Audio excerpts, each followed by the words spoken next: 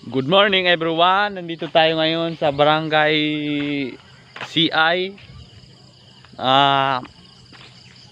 Nandito tayo ngayon. Naglalakad-lakad at huwag niyong kalimutan mag-like and share sa Facebook page ko.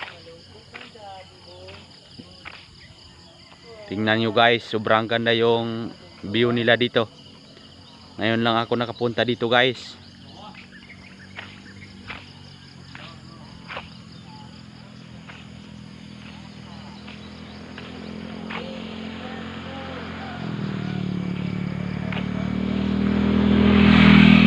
Ayun, may dumaan. Ang ganda talaga dito guys.